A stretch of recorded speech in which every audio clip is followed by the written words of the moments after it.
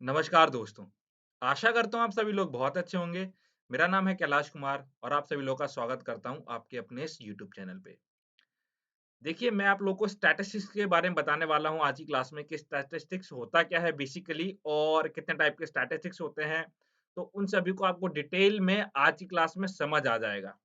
तो सबसे पहले मैं आप लोगों को बताना चाहूँगा, अगर आप फर्स्ट टाइम हमारे यूट्यूब चैनल पे आए हैं, तो चैनल को सब्सक्राइब कर लीजिए और आप हमें फॉलो कर सकते हैं हमारे इंस्टाग्राम पे, ट्विटर पे, फेसबुक पे और जितने भी सोशल मीडियाज़ पे हैं, सभी जगह आपको एजुकेशन ग्लोस मिलेगा। और साथ ही साथ आप टेलीग्राम पे जॉइन होना बिल्कुल भी ना भूलें, जिसका लिंक आपको डिस्क्रिप्शन बॉक्स में देखने को मिलेगा। और हमारा अभी एक बहुत ही शानदार बैच लॉन्च हुआ है यूजीसी नेट के लिए, जून वाले अटेम्प्ट के लिए। तो अगर आप उसमें जॉइन होना चाहते हैं, तो आप हमें कॉल कर सकते हैं, नंबर आपको डिस्क्रिप्शन बॉक्स में देखने को मिल जाएगा। तो आज की क्लास में हम लोग स्टैटिस्टिक्स के बारे में बात करेंगे कि स्टैटिस्टिक्स है क्या बेसिकली और कितने टाइप के स्टैटिस्टिक्स होते हैं। तो आइए बिना टाइम वेस्ट किए हुए बात करते हैं स्टैटिस्टिक्स की। देखिए, स्टैटिस्टिक्स जो है बेसिकली एक ब्रांच है मैथमेटिक्स का। अब देखिए, यहाँ पे ना ध्यान से समझना पड़ेगा आपको कि स्टैटिस्टिक्स की हमें ज़रूरत क्यों पड़ी? आपको मैथमेटिक्स और स्टैटिस्टिक्स के बीच में डिफरेंस समझना पड़ेगा सबसे पहले। मान लीजिए कि आपने कोई स्टडी करनी है, किसी चीज़ के बारे में पता करना है आपने, तो आप पूरे पॉपुलेशन की स्टडी तो नहीं कर सकते। कुछ सैंपल निकालोगे आप, उस सैंपल के ऊपर स्टडी करोगे और फिर उसका इंटरप्रिटेशन करके उसको जनरलाइज़ कर दोगे पूरे पॉपुलेशन के ऊपर। तो ये आप करते हो स्टैटिस्टिक्स के अंदर। मैथमेटिक्स क्या होता है कि मान लो सेंसस होता है हमारा, आप लोग मुझे चैट बॉक्स में ज़रूर बताइएगा। जो हमारा सेंसस होता है, जिसके अंदर हमारे कंट्री के जितने भी पॉपुलेशन है, जितने भी आदमी हैं, जितने भी लोग हैं, सभी का डाटा कलेक्ट किया जाता है और डाटा कलेक्ट करने के बाद फिर उसका इंटरप्रिटेशन किया जाता है। तो इसमें क्या हमें स्टैटिस्टिक्स की ज़रूरत होगी क्या?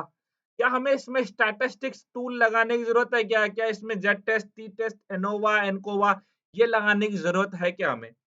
आप लोग मुझे चैट बॉक्स में बताइएगा, मैं आप लोगों का आंसर का वेट करूँगा। बट अगर मैं बोलूँ कि आपको जब आप पूरे पॉपुलेशन का स्टडी कर रहे हो, you don't need to use statistical tool. वहाँ पे आप सिंपली मैथमेटिक्स टूल यूज़ करिए, आपको आपका आंसर मिल जाएगा। ओके, बट जब हमें एक पॉपुलेशन है, उसमें से हमने सैंपल निकाला, उस सैंपल के ऊपर अगर हम स्टडी कर रहे हैं और इसका इंटरप्रिटेशन करके हमें जनरलाइज़ेशन करना है कि हाँ भाई, इसका इम्पैक्ट पॉपुलेशन के ऊपर भी यही पड़ेगा। इसके लिए हमें स्टैटिस्टिक्स का यूज़ करना पड़ेगा, इसके लिए हमें स्टैटिस्टिकल टूल यूज़ करने पड़ेंगे।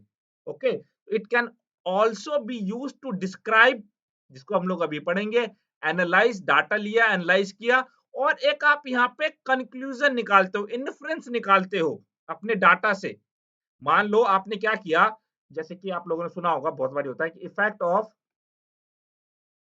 एक्सरसाइज ऑन ब्लड प्रेशर, कि एक्सरसाइज का ब्लड प्रेशर के ऊपर क्या इम्पैक्ट पड़ता है। तो आप दुनिया के अंदर जितने भी लोग हैं, क्या सभी का डाटा कलेक्ट करते हो? नहीं, कुछ लोगों का डाटा कलेक्ट किया आपने, फिर उस उनको एक्सरसाइज करवाया आपने, एक्सरसाइज करवाने के बाद आपने देखा कि हाँ भाई, ये इफेक्ट पड़ा, ब्लड प्रेशर क्या हो गया, कम हो गया, ठीक है, या ज्यादा हो गया, जो भी इफेक्ट हुआ है। तो उस इफेक्ट को आप लोग मेजर करते हो और मेजर करने के बाद आप बोलते हो कि यार देखो, एक्सरसाइज का ब्लड प्रेशर के ऊपर ये इफेक्ट पड़ा है। और ये बात क्या है, सब मान जाते हैं कि हाँ भाई, एक्सरसाइज का ये इफेक्ट पड़ा है ब्लड प्रेशर के ऊपर। ठीक है? तो ये किसमें करते हो आप? ये स्टैटिस्टिकल टूल यूज़ करते हो इन सभी के लिए। ठीक है? तो ये हो गया स्टैटिस्टिक्स। अब स्टैटिस्टिक्स कितने टाइप के होते हैं? तो बेसिकली आपके 2 टाइप के स्टैटिस्टिक्स होते हैं। एक होता है डिस्क्रिप्टिव स्टैटिस्टिक्स और दूसरा होता है इन्फरेंशियल स्टैटिस्टिक्स। अब देखिए, ध्यान से समझिएगा यहाँ पे। डिस्क्रिप्टिव स्टैटिस्टिक्स क्या होता है कि जिसमें आप चीज़ों को सीधा डिस्क्राइब कर देते हो। मान लो आप घूमने गए, ठीक है, कहीं पे। मान लो आप गए लाल किला घूमने। दिल्ली के अंदर आप लाल किला घूमने गए अपने दोस्तों के साथ, फैमिली के साथ और उसके बाद आपने देखा लाल किला को। हाँ भाई, लाल किला ऐसा लंबा सा है, ठीक है? ये लाल है, यहाँ आस-पास जो है पार्क है, ठीक है? इसकी हाइट 40 इंच का है, ठीक है? और इसके पास जो पत्थर है वो बड़े अच्छे हैं। जो भी चीज़ है उसको एज़ इट इज़ आप डिस्क्राइब कर देते हो। तो डिस्क्रिप्टिव स्टडी में हम लोग इसके बारे में स्टडी करते हैं। इन्फ्रेंशियल स्टैटिस्टिक्स क्या होता है? इन्फ्रेंशियल स्टैटिस्टिक्स के अंदर हम लोग स्टैटिस्टिकल टूल यूज़ करते हैं। टूल इसमें भी यूज़ करते हैं, बेसिकली नॉन पैरामेट्रिक टूल इसमें हम लोग यूज़ करते हैं डिस्क्रिप्टिव में, जो आपको आगे समझ आएगा, ठीक है? इसमें हम लोग पैरामेट्रिक टूल यूज़ करते हैं। तो देखिए, इन्फ्रेंशियल स्टैटिस्टिक्स में क्या होता है, मान लो आपने पॉपुलेशन में से कुछ सैंपल लिए, ठीक है? इन सैंपल का आपने डाटा कलेक्ट किया। डाटा कलेक्ट करने के बाद आपने एक इन्फ्रेंस निकाला, एक कंक्लूजन निकाला कि हाँ भाई ये इसका इम्पैक्ट जो है इसके ऊपर पड़ रहा है। जैसे मैंने अभी आपको पहले एग्जांपल बताया, मान लो दूसरा एग्जांपल दूँ, इफेक्ट ऑफ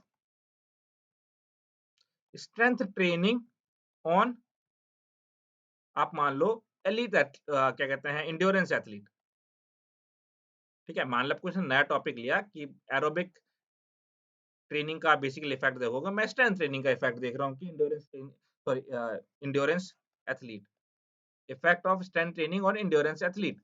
तो एंड्योरेंस एथलीट के ऊपर स्ट्रेंथ ट्रेनिंग का क्या इम्पैक्ट पड़ रहा है?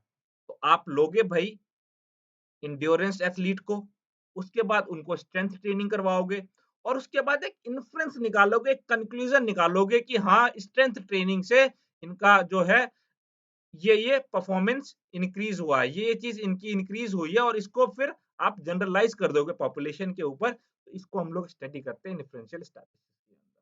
तो आइए आगे और देखते हैं क्या क्या चीज है।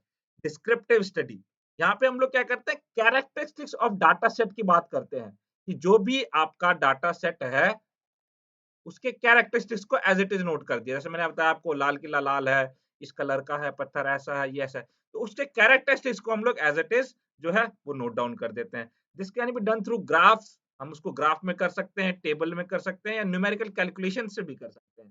वो मैं आपको आगे बताऊंगा। सम एग्जांपल्स ऑफ, इसके अंदर हम लोग मीन, मीडियन और मोड के बारे में यूज करते हैं। और these all are different types of average that attempt to describe what a typical data point might look like, है ना? तो बेसिकली इसके अंदर हम लोग मेजर ऑफ सेंट्रल टेंडेंसी का यूज करते हैं। अब बात करूं मैं अगर इन्फ्रेंशियल स्टैटिस्टिक्स का, तो इसमें हम लोग प्रिडिक्शन लगाते हैं कि हाँ भाई पॉपुलेशन के ऊपर भी ये चीज हो सकती है। जैसे कि एग्जांपल दिया है, if a sample of 10 basketball player is drawn, descriptive statistics would describe the sample, inferential statistics would then be used to make a statement about the population। जैसे मान लो क्या हो गया, कुछ जैसे 10 बास्केटबॉलर लिया आपने,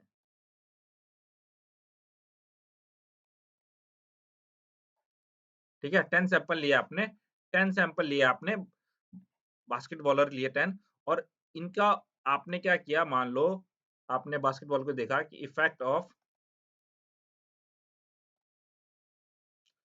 100 metre running on basketball player, example के लिए बस, ठीक है?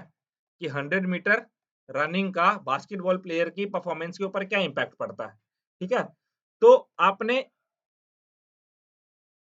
इसके ऊपर रिसर्च करी और जो भी आपका कंक्लूजन आया, जो भी आपका इन्फ्रेंस आया, उसको फिर आप जनरलाइज कर दोगे पॉपुलेशन के ऊपर कि हाँ भाई जो भी बास्केटबॉल प्लेयर है उनके ऊपर 100 मीटर रनिंग का ये इम्पैक्ट आएगा। तो ये बेसिकली हम लोग स्टडी करते हैं डिफरेंशियल स्टैटिस्टिक्स के अंदर। तो ये था आपका स्टैटिस्टिक्स, और ये इसी के अंदर हम लोगों ने पढ़े टाइप ऑफ स्टैटिस्टिक्स। बाकी आगे की वीडियो अगर आप देखना चाहते हैं तो चैनल को सब्सक्राइब कर लीजिए, और आप लोग मुझे कमेंट सेक्शन में जरूर बताइए कि आपको वीडियो कैसे लगी, और आंसर देना बिल्कुल भी ना भूलिए मैथमेटिक्स का जो मैंने आपसे पूछा था। ओके, आज की वीडियो में बस इतना ही, और टेलीग्राम पे ज्वाइन होना बिल्कुल नहीं भूलना आप लोगों ने। ओके, तो आज की वीडियो में बस इतना ही। This Kailash Kumar signing off. Thank you.